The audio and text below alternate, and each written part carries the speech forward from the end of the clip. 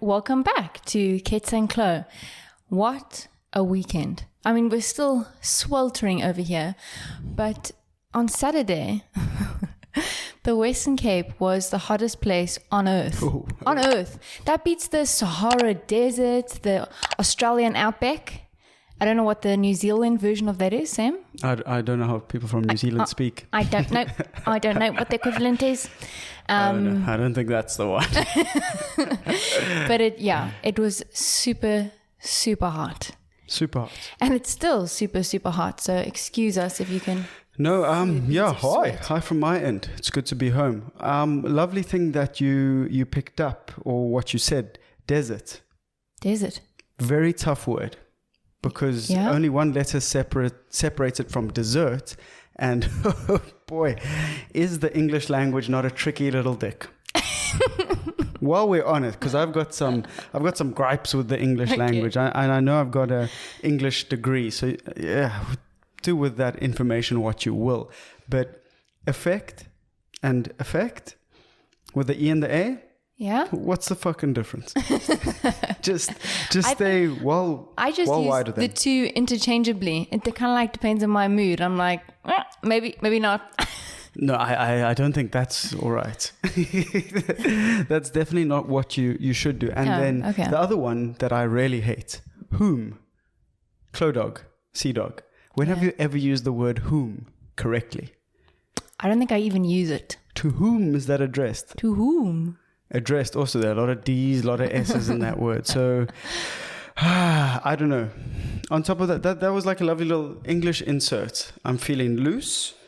I'm feeling beachy. Yeah, Sam's like half shirtless. Half shirtless. This is a full shirtless.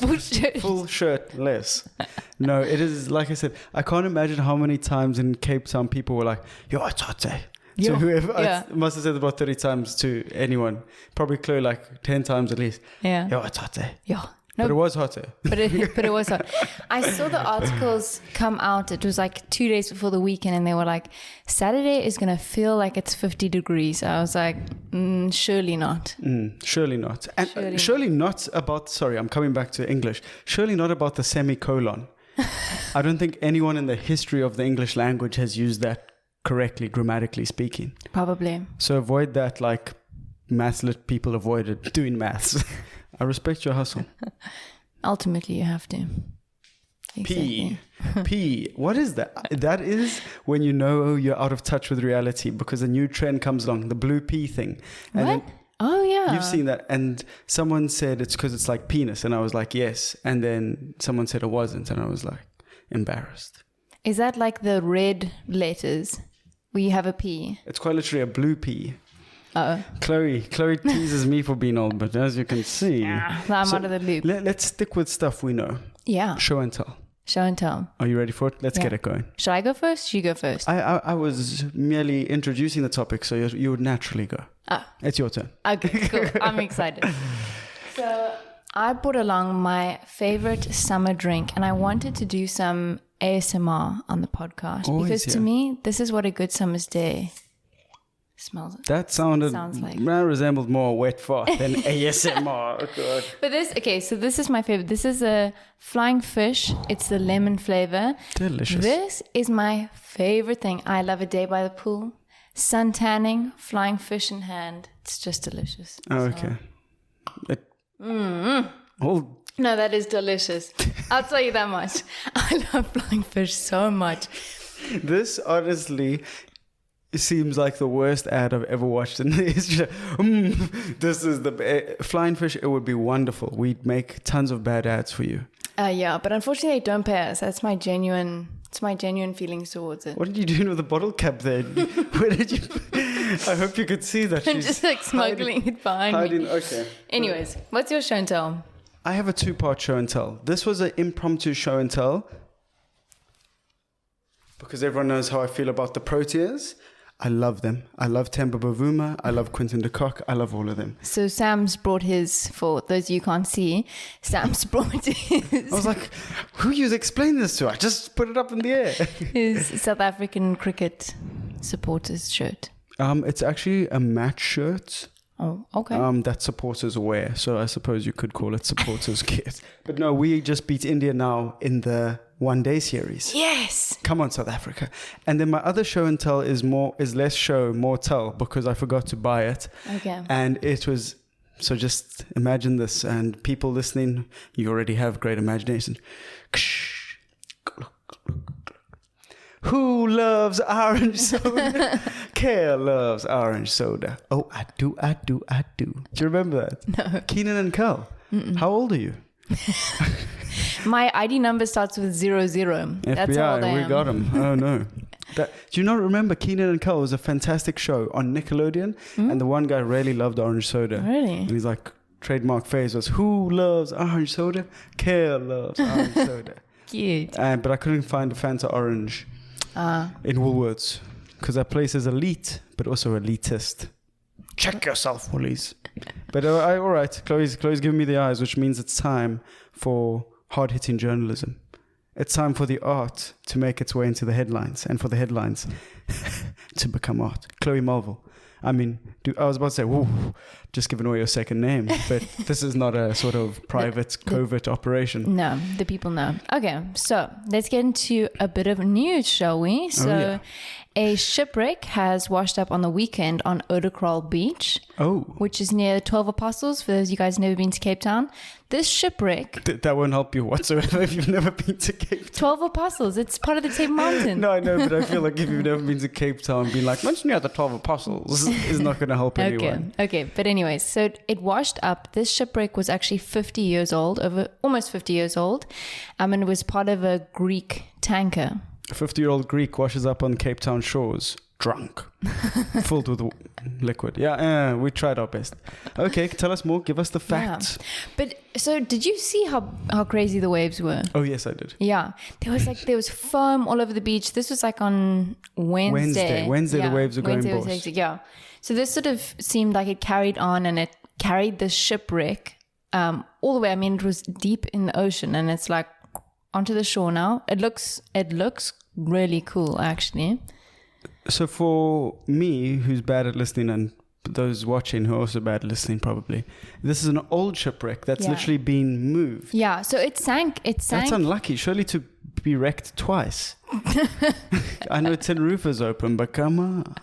Yeah, it's crazy. So it resurfaced due to the full moon, and then that affects the tides, obviously. So the sea was just really, really rough, and it took it up from where it sank and washed it up. Unbelievable stuff. Sure. I know, it's crazy. We went to swim there on Monday. Hey, yeah. It's what people who study and do podcasts do on a Monday afternoon. They lap up these beautiful waves.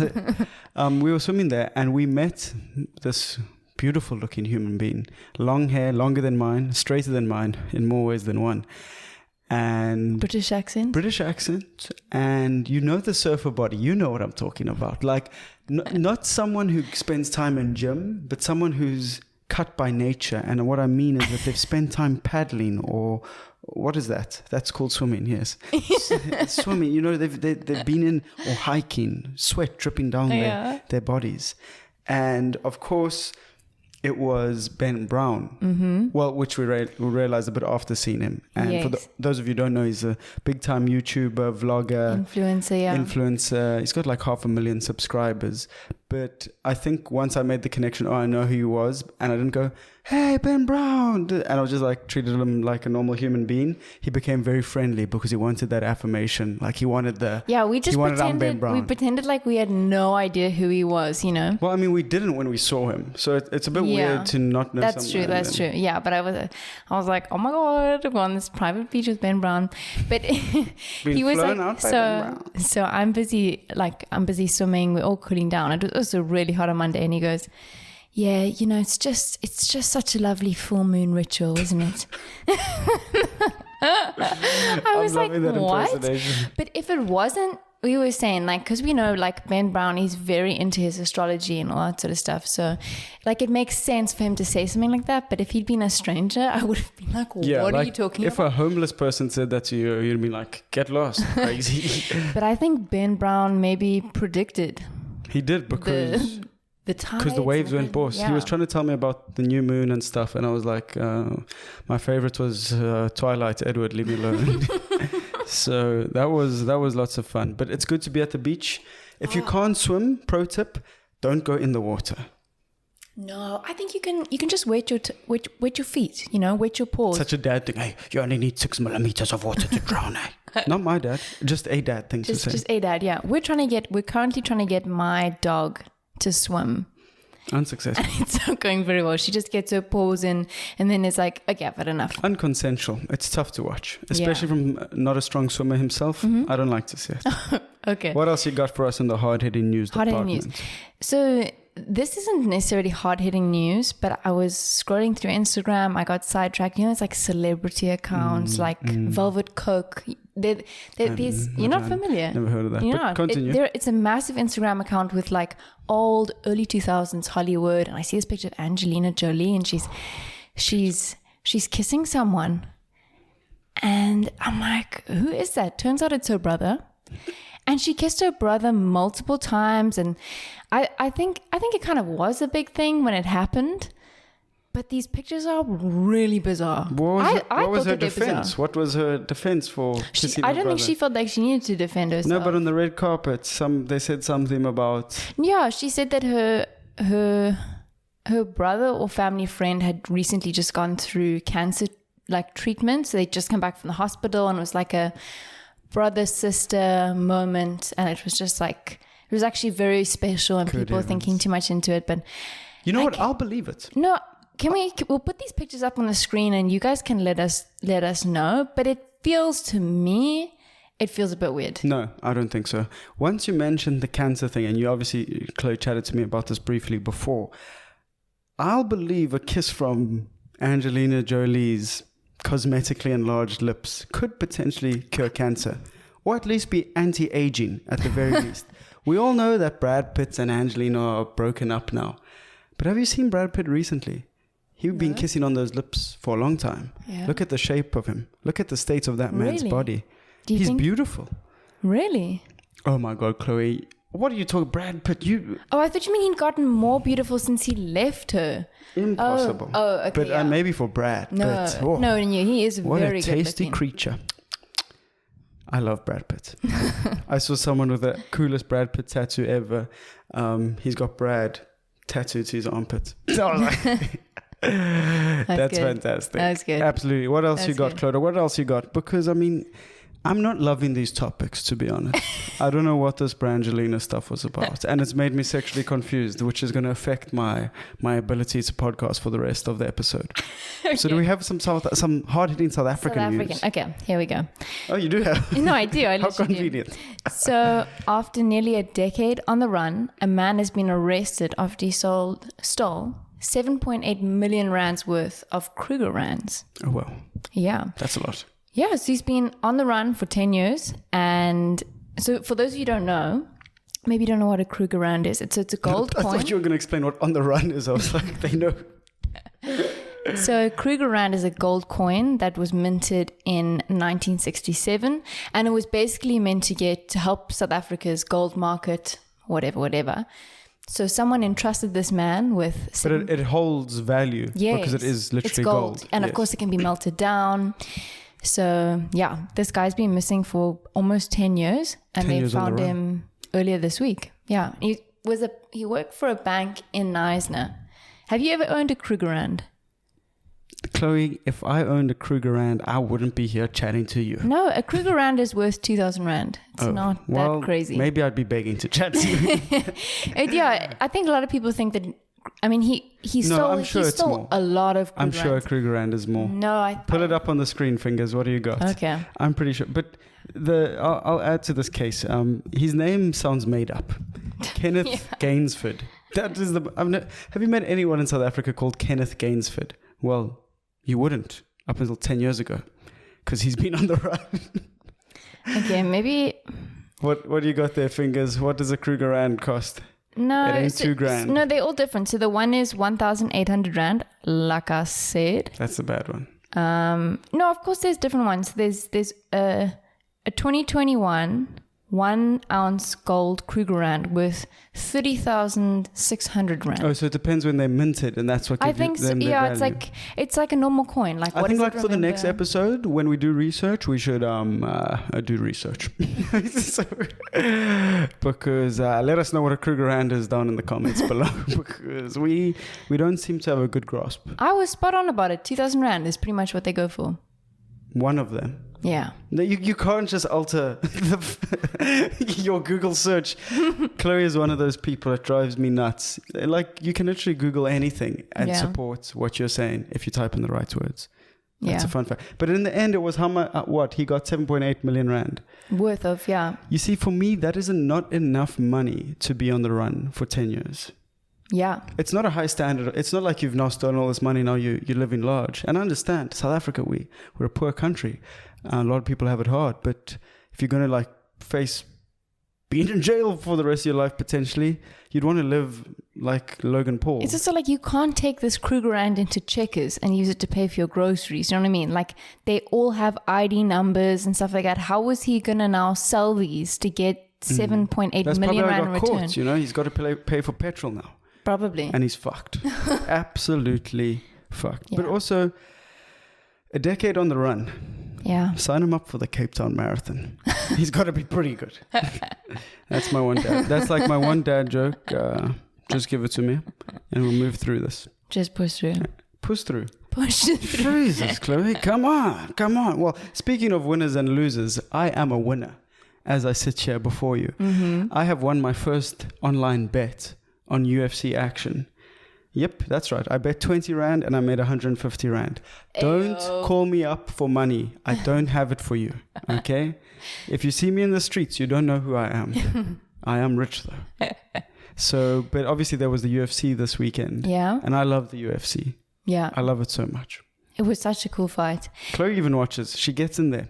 Yeah. I only like watching like the title fights. Is that what you call them? Fair enough. Yeah, that is what you call them. Because like that has like the most riding on it, and it's like the high stakes. Yeah. Like I love that. You can feel it in the crowd even. Exactly. Precisely. Yeah. And especially with like a heavyweight fight like the one we just watched. The impact, the sound of the impact. Who was that fight between? Ngannou and Gane.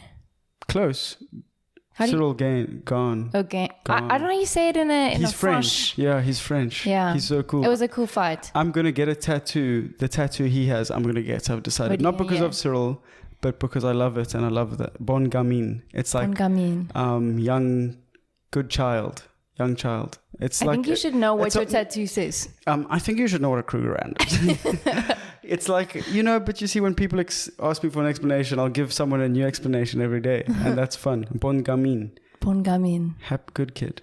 Good kid, Mad City, Kendrick Lamar. But no, what I love about watching UFC as a South African, or anyone who doesn't live in America, is that you wake up, crust in your eyes, hangover.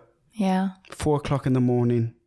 And you watch elite athletes who have actually starved themselves to get to this physical point, engage in the most beautiful and devastating hand-to-hand combat that we have seen since the time of the Roman Colosseum.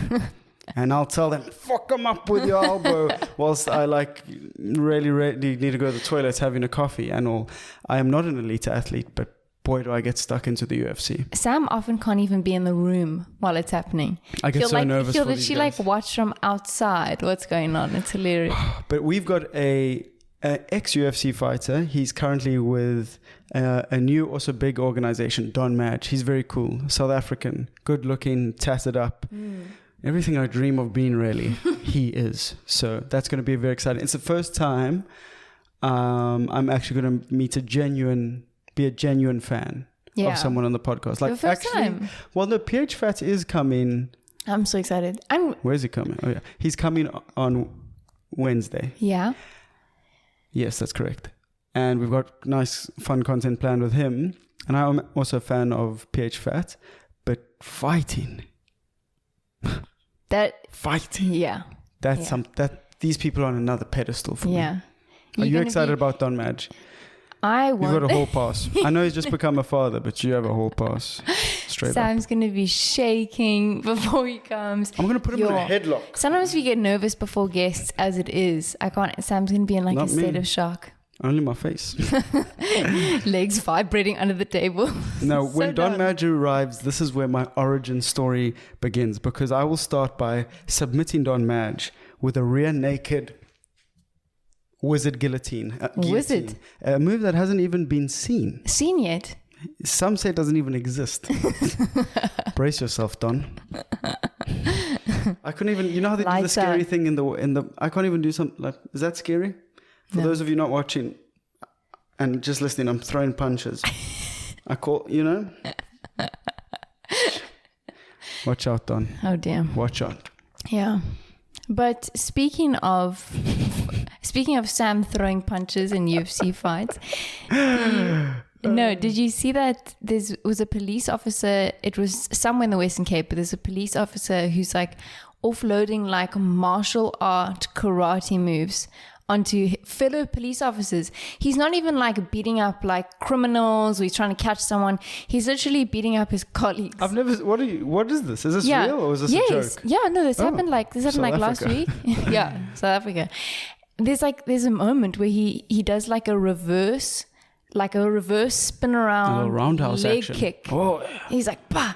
And then he's there with like his like almost like kung fu hands. And then at one point he does this like flying kick.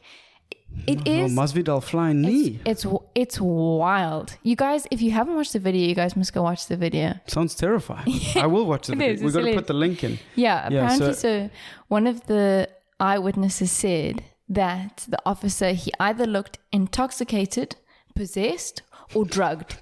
So he's either on drugs or like possessed by demons. So that's cool. Well, yeah, I think this is why our police force struggles so much, because they could just be, if they just said he's intoxicated, that's fine. He's intoxicated. But they're like, no, we're willing to involve witchcraft. Yeah, possession. Possessed, yeah. Evil spirits. I mean, you guys should have seen the way he was moving. Like he really could have been possessed.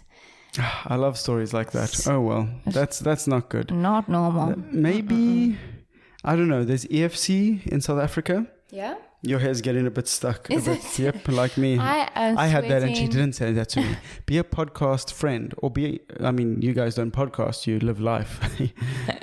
Wish we could partake. But tell your friends they got lettuce in their teeth, or the lipstick on their teeth. Mm-hmm. Never understood how it got there as a man, but that's a man thing, I think. What else? What else is bad? If your friend's obnoxious and loud, also tell them that. Those are just the basics. Go with them, fly with them, do what you will. And I don't know, you were also telling me, Chloe said the wildest thing, because I was like, oh, he sounds so violent. And then she says, get him a dose of Blake Miller. And I was like, I know I haven't done drugs in a while, but Blake Miller just doesn't sound druggy. It's Baker Miller. Yes. Still doesn't sound druggy. It's a shade of pink that we stray further from the drugs with every moment. So it's a shade of pink that's apparently meant to calm down highly aggressive, violent individuals. Apparently. Where did that come from? Yeah. Oh, that's why you said it. It all makes sense now. These conversations I sometimes work out backwards. Yeah. So where did you learn about Baker Miller? On TikTok. I did find it on TikTok. But so there was this scientist and he'd done research and he said, no, this shade of pink, which we can have it up on the screen, but for those of you, like a reference is like a Barbie pink. Like it's the same kind of pink. Not like this pink. Not like our pink. No, it's darker. Okay. And basically he did like research and stuff like that. And they said, no, like this makes individuals less aggressive. They painted prison cells with it. They painted psychiatric hospitals with it. Did it work? I think that's what you're probably on the edge of your seat. Did it work? Well, it worked for apparently 15 to 30 minutes. And that's about it. Okay, that's so maybe when you were like booked in, you calm down for a little bit, but then apparently it came out that after that, you could actually end up becoming more violent and more aggressive than you were before you'd seen it. So it didn't really work out too well. Like Quaaludes from The Wolf of Wall Street. If you didn't go to sleep and it worked, the Quaalude work on you, then you have the most delirious high afterwards. Fact. But now you just want to punch things. No, but what was also interesting was that sports teams would paint the dressing rooms of the, when you like host an opposition team, and they'd paint the changing rooms pink blue to make them like calm down. It apparently like reduces physical strength, and they did that, and then they banned it because people thought it like really worked, and this is unfair. And it's crazy, crazy chat, crazy. But yeah, maybe he needed a dose of Baker Miller pink. Okay, so this Baker Miller stuff sounds like a load of nonsense, really. 10 out of 10 bullshit. 10 out of 10 no, bullshit. this is a lie. Well, I guess it was proven to be 10 out of 10 bullshit. So many things. But what I found about the color pink, because it's obviously the KETS colors, is that pink pre-World War II used to actually be traditionally what boys wore. Yeah. Or the color of their clothes. And girls were blue. Yeah. And I was mind blown by that. And then I thought, of course, it's the Nazis. And was it the Nazis? Of course it was the Nazis. So they made Jewish people wear the yellow. Yeah. We've all seen the that sort of stuff, yellow badges. Yeah. And gay people had to wear pink badges. Yeah. Hitler was a crazy mofo. No one was safe. Unless you were German. And 6 foot and blue eyes. And straight. I'm going to come with a controversial opinion. The Nazis, not the best people around. seen better people than them. Not great. They're not the best. No. In fact, probably some of the worst. That's true. That's objectively true. But speaking of people that are the worst, or shows that are the worst, Idol South Africa is in absolute disarray. Because last year they lost Somizi, who's obviously the South African media superstar. Yeah. Because Somizi was charged with, or not charged, but had alleged abuse allegations against him. Alleged abuse allegations. What a waste of a sentence. Pull it together. But and now they just fired Randall. And no ways. Unati. Randall, my theory on that is he's been trying to leave the show for 15 years. And they finally like, okay, you can go. He's been trying to get himself cancelled. Yeah, no. What does he do? Doesn't he also bark? He's like, Randog, woof.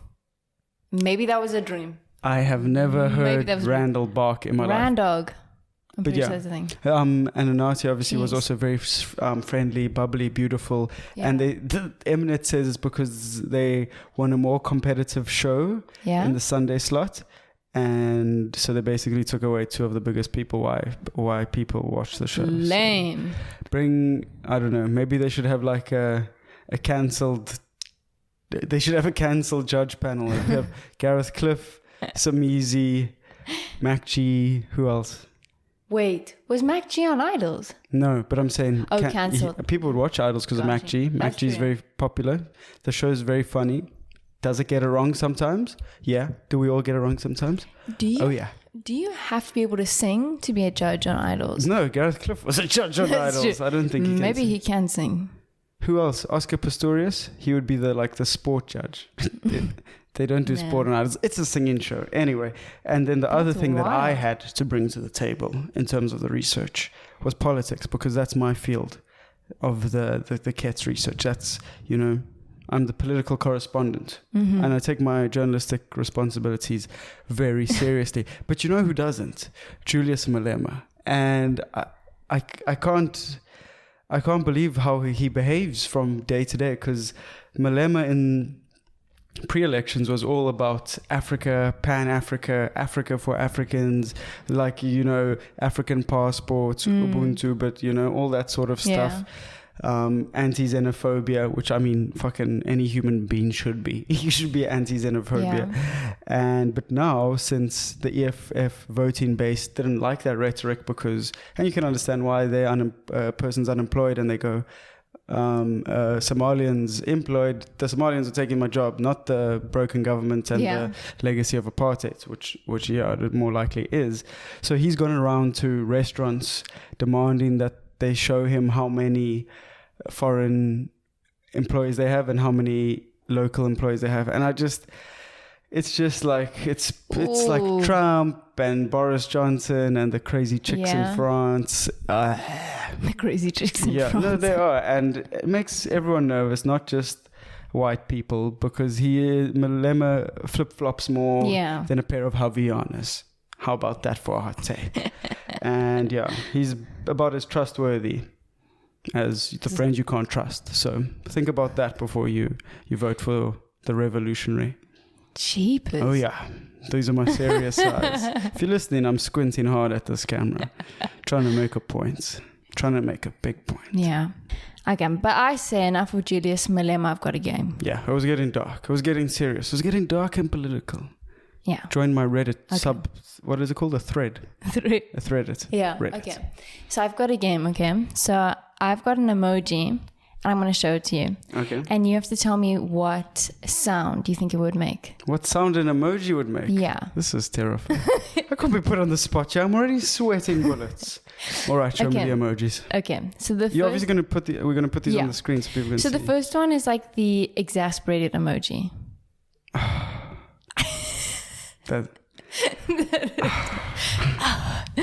Okay. The first one, and the second one is the simp emoji. It's how your brother or sister comes around the corner. Can I have some tea? No, you can fuck I feel like the sound is like, please, I'm such a good guy. I'm a good girl. Yeah, I'm a good guy. Okay, the third one is the drool emoji. No, that sounded too creepy. It's gonna be like, no one also drools like that in public. And if you are drooling like that in public, they're problemos. Okay, then the last one is, you know the difference between the normal laughing one and then the laughing on the side? Oh, so like laughing and ruffling. Yes. Okay, so normal laughing. That's how I would laugh. And then the other one. Bit of physical humor there. Yeah. I feel like the laughing one that's like upright is actually just you exhaling through your nostrils. Yes. It's like like it's not that funny, but I'm sending some laughing emojis, just to make you feel better. And then the one where I'm on my side, I genuinely cracked a smile at your message. But at neither point were you laughing, even if you send a row of laughing emojis. No. Probably you weren't laughing. Unless I type, I actually laughed out loud at this.